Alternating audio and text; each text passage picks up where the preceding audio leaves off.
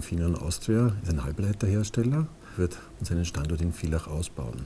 Was ist da genau geplant? Wir haben uns in Österreich sehr gut entwickelt. Infineon Österreich ist seit 50 Jahren in Österreich, hat in Villach begonnen, hat ursprünglich begonnen als verlängerte Werkbank und ist eben heute eines der forschungsstärksten Unternehmen. Wir haben in Österreich heute rund 4.000 Mitarbeiterinnen und Mitarbeiter und wir machen in Österreich Forschung und Entwicklung. Wir produzieren in Österreich und wir haben sogar globale Geschäftsverantwortung für den Konzern. Wir haben uns deswegen sehr gefreut, dass wir im Mai bekannt geben durften, dass der Infineon-Konzern 1,6 Milliarden Euro in Österreich investieren wird in den nächsten Jahren, um einerseits in Forschung und Entwicklung weiter auszubauen und andererseits auch eine eigene neue Chip-Produktion zusätzlich zu dem, was wir hier in Produktionsanlagen schon haben, dazu zu bauen. Und zusätzlich schaffen wir auch noch in diesem Umfeld hochautomatisiert, zum Teil digitalisiert, 400 zusätzliche hochwertige Arbeitsplätze. Wie viel davon werden in der Forschung und in der Innovation sein? Die 400 sind bezogen auf die neue Chipfabrik.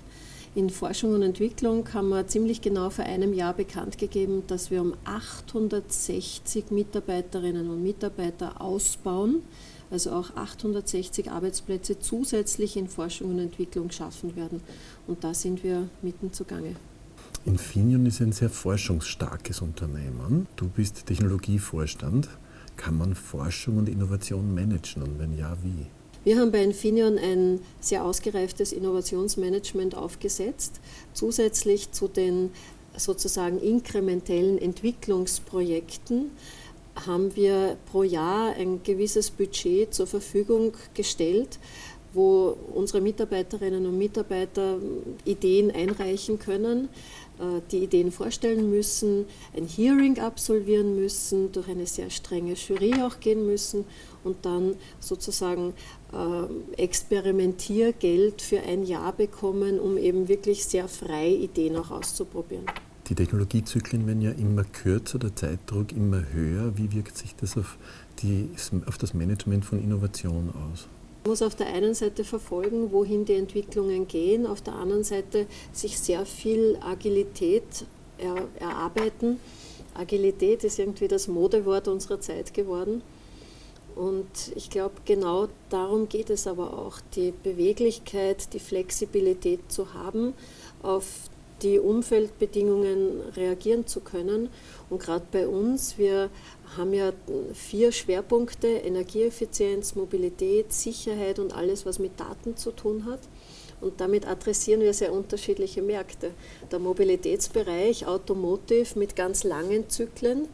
Und auf der anderen Seite im Consumer-Bereich, gerade Mobiltelefone zum Beispiel, wo unsere Mikrofone sich beispielsweise wiederfinden, das sind sehr viel kürzere Zyklen. Also auch das fordert uns als Organisation sehr, sodass wir genau beide Fähigkeiten auch entwickeln mussten und die auch sehr ausgereift haben, geordnet nach Prozessen, Dinge umzusetzen und gleichzeitig auch die Agilität zu haben und zu stärken, um sehr rasch auf Entwicklungen reagieren zu können.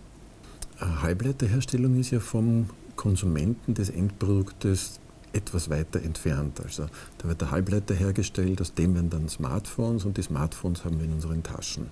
Das heißt, die Zusammenarbeit zwischen Halbleiterhersteller und Konsument ist wahrscheinlich nicht so intensiv. Ich nehme an, die Zusammenarbeit mit Produktherstellern ist intensiver. Wie ist diese Zusammenarbeit zwischen euch und anderen Firmen im Innovationsbereich organisiert? Mit den End-Usern, Endkonsumentinnen und Konsumenten haben wir ganz wenig zu tun. Auf der anderen Seite, gerade wir sind heute an der Technischen Universität Wien, wenn wir mit Studierenden zum Beispiel zu tun haben, dann zeige ich schon immer sehr bewusst, wo unsere Produkte sich wiederfinden. Also Siliziummikrofone in den Handys, in jedem 3. Smartphone weltweit oder in 8 von 10 Elektroautos sind unsere Technologien drinnen oder in 50% der Serverfarmen sind unsere Energiesparchips drinnen. Also da ist es mir schon wichtig, dass auch die Endkundinnen und Endkunden ein gewisses Bewusstsein entwickeln, wo Technologie aus Europa und auch zum Teil aus Österreich vorhanden ist. weil darauf darf man auch stolz sein, dass wir in Europa solche Technologien entwickeln und zum Teil auch produzieren. Und darüber hinaus arbeitet man natürlich mit sämtlichen Partnern im Innovationsnetzwerk sehr intensiv zusammen. Mit den Zulieferern dann in der weiteren Folge der Lieferkette für den Automotive-Bereich zum Beispiel oder mit großen Handyherstellern oder mit großen Firmen aus der Datenwelt. Also das ist immer eine sehr, sehr unmittelbare Kunden- und Lieferantenbeziehung auf der einen Seite und auf der anderen Seite in vielen Fällen wird es fast eine Innovationspartnerschaft, weil es ja heute nicht mehr nur darum geht, ein Produkt zu liefern, der Kunde bestellt ein Produkt und man liefert es, sondern bei den wirklich spannenden Anwendungen geht es häufig darum, dass man gemeinsam Fragestellungen bespricht, was soll das System des Produktes erreichen können und wie können unsere Technologien dazu beitragen. Wenn ich es richtig verstehe, geht es also dabei nicht nur um die reinen neuen Technologien, an denen ihr arbeitet, sondern ums Co-Design ganzer Systeme, wo mehrere Unternehmen gemeinsam sich überlegen, wie so ein System ausschauen könnte. Wir haben uns als Motto gewählt, vom Produkt zum System. Also natürlich liefern wir Produkte, wir wollen unsere Kunden auch nicht kannibalisieren, aber immer mehr wird die Herausforderung, systemisch zu denken. Das ist nicht nur gesellschaftlich wichtig, sondern das ist auch bei Produkten wie einem Smartphone zum Beispiel oder bei einer Serverfarm zum Beispiel wichtig. Bei einer Serverfarm, die heutzutage sehr viel Energie konsumieren, geht es darum, das gesamte System mitzudenken. Wie viel Wärme wird zum Beispiel produziert durch die Server, wie viel Energie kann man einsparen und damit Abwärme durch Energiesparchips, wie wir sie beispielsweise liefern, und welche Auswirkungen hat das dann zum Beispiel im Weiteren auf die Kühlsysteme, die dann in den Serverfarmen notwendig sind. Und das spielt zusammen, also da muss man das gesamte System auch verstehen können. Und das sind die spannenden Fragen, auch für uns. Gibt es dabei auch Herausforderungen, vor denen ihr steht? Bei den großen inhaltlichen Herausforderungen oder Fragestellungen finde ich bei Infineon sehr spannend, dass wir uns vor vielen Jahren ausgerichtet haben auf die großen gesellschaftlichen Trends und Herausforderungen. Also wie schaut ein Energiemanagement der Zukunft aus? Also konkret, wie stellen wir die Energieversorgung sicher? Energieeffizienz ist da ein ganz wichtiges Thema. Ich finde es immer so schockierend, wenn man sich vergegenwärtigt, noch immer kommen 80% der Energie aus fossilen Grundstoffen. Das ist eigentlich gänzlich inakzeptabel. Oder wie schaut die Mobilität der Zukunft aus? Nur Verbrennungsmotor wird das nicht sein. Und auch da, unsere Mikroelektronik bietet auch hier sehr viele Möglichkeiten Richtung Elektromobilität oder Sicherheit und Mobilität. Also automatisiertes, autonomes Fahren schlussendlich, um menschliche Fehler hier weiter ausschalten zu können oder überhaupt Sicherheit. In einer Datenwelt, wie stellen wir sicher, dass die Identität des Einzelnen noch gesichert ist? Also da brauchen wir auch Sicherheitstechnologien. Also das sind die drei Beispiele zeigen, warum wir uns auf die Themen Energieeffizienz, Mobilität und Sicherheit zum Beispiel konzentrieren. Und damit adressieren wir die großen globalen Megatrends und Herausforderungen. Und das finde ich persönlich sehr spannend und auch viele unserer Mitarbeiterinnen und Mitarbeiter, weil man da nicht nur einen Job macht, sondern wir teilen eine Vision. Wir wollen mit unseren Technologien dazu beitragen, dass das Leben morgen ein bisschen einfacher, sicherer und grüner wird. Was ist so deine Perspektive, was Smart Homes betrifft? Wie werden wir 2030 zu Hause leben und welche Rolle wird dabei Elektronik spielen? Meines Erachtens der wesentliche Punkt auch da ist wieder die Sicherheit. Diese Systeme werden nur funktionieren, wenn wir auch die entsprechenden Sicherheitstechnologien damit haben. Wenn ich fürchten muss, dass jemand so ein System hackt, wird die Hürde sehr groß, so ein System zu verwenden. Und gleichzeitig bieten solche sozusagen intelligenten Umgebungen einfach sehr viel an Möglichkeiten für Leute, die eingeschränkt sind, die älter sind möglicherweise. Oder eben genau die Convenience. Vieles heute gar nicht mehr über Tasteneingabe, sondern über Spracheingabe. Das ist ein Trend, den wir auch ganz stark sehen. Aufbauend auf der Datengrundlage einzuschätzen, wie ich mich zu Hause gerne verhalte. Dass ich zuerst dahin oder dorthin gehe, dass ich zuerst in das eine Zimmer oder in das andere Zimmer gehe, dass ich dann ganz gern den Fernseher aufdrehe oder mir die Nachrichten anschaue. Also diese Intelligenz, die dann nicht nur darauf beruht, dass ich selber Befehle gebe, sondern die schon intuitiv aufbauend auf den Daten und auf meiner Routine mir Vorschläge macht. Und dazu ist das, was heute an Sensorik entwickelt wird, schon hochgradig in der Lage und kann gekoppelt mit den Daten natürlich auch vieles schon so vorbereiten. Smart Health, also alles, was ums Thema Gesundheitsdaten geht und Monitoring von Gesundheitsdaten, ist ja noch einmal kritischer. Wie siehst du dieses Spannungsfeld rund um Daten, wenn wir über Gesundheitsdaten reden? Gerade die Anwendungen im Gesundheitsbereich bieten eine unglaubliche Chance. Eigentlich ist unser System, so wie wir es heute haben und logischerweise heute haben, eigentlich sehr unbefriedigend. Ich gehe zum Arzt, entweder mit einer Routineuntersuchung oder wenn ich irgendein Symptom feststelle. Das ist eigentlich sehr unintelligent. Wir haben heute schon so viele Bioindikatoren, wo es viel intelligenter ist, regelmäßig zu monitoren, einen Frühhinweis zu bekommen, Achtung, da beginnt etwas zu entgleisen oder sich in eine ungünstige Entwicklung zu begeben, geh zum Arzt. Das ist die Intelligenz, die ich mir eigentlich erwarte und wo wir heute schon viel an Technologien haben. Und das ist, glaube ich, auch die große Chance dabei, dass man individuell, aber auch gesellschaftlich länger gesund bleiben kann und früher Hinweise bekommt, wenn eine Situation, ein Szenario schwierig wird. Das heißt, eigentlich geht es um Datensicherheit und Datenprivatheit und nicht so sehr um die Frage der Technologie, wo welche Daten erhoben werden. Ich glaube, wichtig ist das Bewusstsein, dass bei vielen Prozessen, bei vielen Abläufen, die wir heute tagtäglich haben, Daten entstehen und erhoben werden. Das ist der Unterschied zu früher. Früher sind die Daten so nicht entstanden, heute entstehen sie. Und das ist schon wichtig zu wissen und selbst verantwortlich damit umzugehen. Und dann, so wie immer, es hängt davon ab, was dann mit den Daten passiert und wem sie gehören. Und das sind viele wichtige Fragen, die wir in Europa anders stellen als in den USA oder zum Beispiel in Asien. Die Europäische Union hat das Konzept der verantwortungsvollen Innovation die letzten Jahre sehr stark promotet.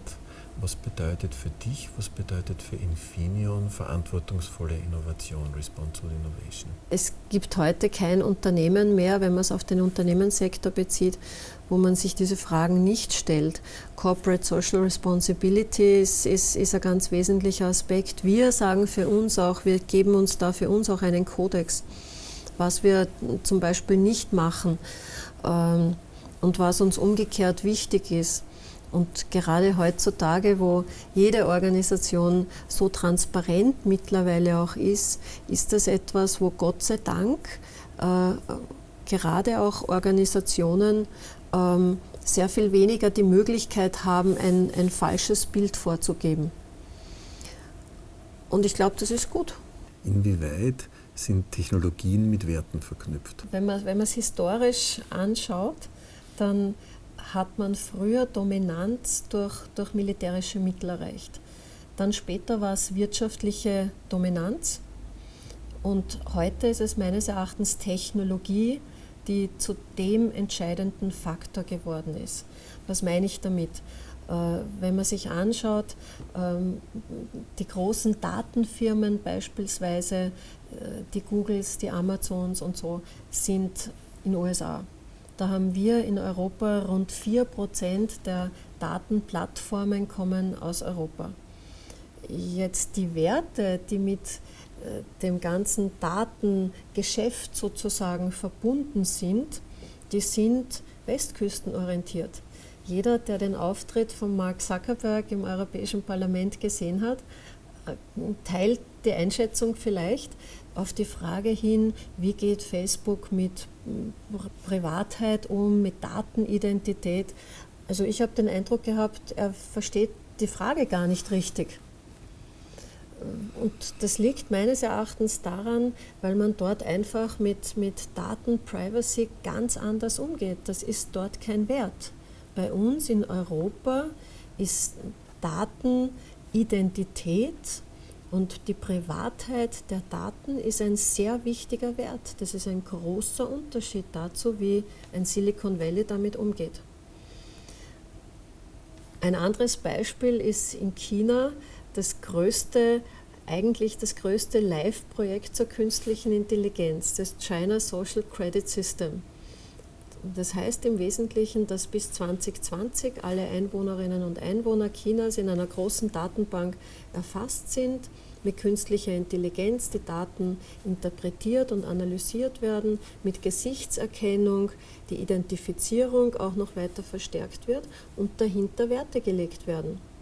Wenn ich eine Verkehrsregel überschreite, kriege ich Punkteabzüge. Wenn ich mich an bestimmte Regeln nicht halte oder Gesetze nicht halte, kriege ich Punkteabzüge. Wenn ich mich um meine Eltern kümmere und sie pflege, kriege ich Punkte dazu. Und je nachdem, wie das dann eingeschätzt wird, bekomme ich bestimmte Leistungen leichter oder nicht mehr oder teurer oder überhaupt nicht mehr. Also auch da sind Werte damit verbunden. Und wie steht das in Zusammenhang mit Technologie? Technologie ermöglicht das. Mit in dem Fall der künstlichen Intelligenz ermöglicht man, dass solche Systeme implementiert werden. Wer Technologiedominanz hat heutzutage, der dominiert damit auch Werte und Gesellschaftsmodelle. Das heißt aber, dass wir nicht nur unsere Werte in die Innovation bringen, sondern dass wir eigentlich die Innovation in die Werte bringen müssen. Ja, auch das. Das ist interessant für diese gesamte Debatte über Responsible Innovation, weil die nimmt die Werte aus der Ethik und trägt sie ins Innovationsmanagement. Genau. Aber eigentlich brauchen wir den Rückweg genauso, die Innovation als Treiber oder als zumindest Stabilisator unserer Werte zu erhalten. Und gerade über Technologie und Innovation, siehe das Beispiel China, ist das genau der Fall. Welcher Schwerpunkt ist deiner Ansicht nach der für Europa strategisch bedeutsamste? Wenn man sich das Potenzial anschaut, dann wird natürlich zu Recht jetzt viel über künstliche Intelligenz gesprochen und das ist berechtigt, ein ganz wesentlicher Teil. Infrastruktur im IKT-Bereich ist ein zentrales Element. Nicht umsonst setzt auch China sehr viel Fokus darauf. Und das kann auch für Europa eine wirkliche Stärke sein. Wir reden über 5G, wie Geschwindigkeit, ein Internet der Dinge hängt sehr von der Geschwindigkeit auch der Datenverarbeitung ab. Und über allem steht aus meiner Sicht echt die Bildung, weil Bildung die Grundlage für alles ist. Nicht nur für unsere Entwicklung gesellschaftlich, beruflich, sondern auch für unser demokratisches Verständnis. Damit man demokratische Rechte wahrnehmen kann, braucht man auch Basiswissen und damit eine Basisbildung. Hat Europa jetzt im Moment eine Strategie in diese Richtung? Eine ausreichende Strategie, seine Position zu behaupten? In vielen Bereichen, wo ich sehe, fehlt uns in Europa der strategische Fokus und die Entschlossenheit, rasch umzusetzen. China mit allen Einschränkungen und Schwierigkeiten, die China hat, und die ich auch sehe. Aber China ist atemberaubend bei der Klarheit des Setzens von Zielen und dann der Umsetzung. Und das ist das, was wir in Europa so nicht hinkriegen. Wir haben super Strategiepapiere, aber wir sind einfach nicht gut genug im Umsetzen und in der Klarheit und Stringenz der Umsetzung. Woran liegt das? Wir beziehen uns ganz gern auf unsere europäischen Werte und aus gutem Grund. Nur was tun wir denn dafür? Und im Gegensatz, jetzt in China, man kann jetzt sagen, das ist ein großes Big Brother-Projekt und gibt es viele Gründe, das so einzuordnen. Auf der anderen Seite, die chinesische Gesellschaft implementiert damit auch Wertestandards. Also man pflegt seine Eltern zum Beispiel oder man hält sich an Regeln. Was tun wir denn in Europa? Außer dass wir gerne darüber sprechen. Wo stellen wir denn sicher, dass unsere Werte, dass wir die auch weitergeben? Dass die gesellschaftlich verankert bleiben oder in Zukunft sind? Europa ist eigentlich eine Wirtschaftsunion, keine Sozialunion, aber ist Europa technologiepolitisch eine Union? Spricht Europa in Technologiepolitik mit einer Sprache? Wir tun es nicht und wir müssen es dringend tun. Wir brauchen eine europäische Industriepolitik und Strategie und wir brauchen immer mehr, gerade in dem sich ändernden Umfeld, brauchen wir eine ganz klare europäische Technologie und ich sage jetzt mal schon Kompetenzstrategie. Wie viel Europa wollen wir wirklich sein und wie viel national wollen wir behalten? Und das ist ein Konflikt, der auftreten muss, wenn man zusammenwächst, aber es wird irgendwann Zeit, den zu entscheiden, weil im Moment lähmt er uns. Mich interessiert noch dieser systemische Aspekt. Diese Frage, wie können komplexe Systeme gestaltet werden, also zum Beispiel ein Mobilitätssystem, aber auch das System eines Smart Homes. Ein Smart Home kann kein Unternehmen alleine designen, das kann kein Konsument alleine designen, das ist eine Koproduktion. Wie kann man das organisieren, dass Unternehmen hier wirklich zusammenarbeiten und auch mit Bürgerinnen und Bürgern zusammenarbeiten? Ich glaube, die Systemfrage ist überhaupt die Frage unserer Zeit. Weil wir haben bei allen Themen, sind das eigentlich Systemfragen. Ob das ein Smart Home angeht, ob das die Mobilität angeht, die Energie oder auch Sicherheit, das sind eigentlich heutzutage alles Systeme. Und die Frage ist unser globales Umfeld heute nicht so, dass wir viel mehr auf europäische sozusagen Identität achten müssen? Wertschöpfungsketten, Made in, Made by Europe zum Beispiel. Strategische Wertschöpfungsketten, wo man in den globalen Wertschöpfungsketten schaut, welche strategischen Elemente sind denn zum Beispiel wichtig und wie können wir die aus Europa heraus bespielen. Und dann kommen wir einem System häufig schon sehr nahe. Das heißt aber, dass die Europäische Union mit ihren Projekten da eigentlich sowas wie eine Intervention ist, sowas wie eine Hilfestellung. Ich glaube zum Beispiel, dass die Missionen, wie sie jetzt vorgeschlagen sind für Horizon Europe, die sind von der Fragestellung her häufig schon sehr ausgerichtet auf systemische Fragen. CO2-freie Städte ist eigentlich ein systemisches Thema. Mhm. Und damit sind die Missionen eigentlich eine sehr schöne systemische Antwort. Was für Voraussetzungen brauchen Unternehmen, intern oder extern, um diese Co-Opetition überhaupt leisten zu können?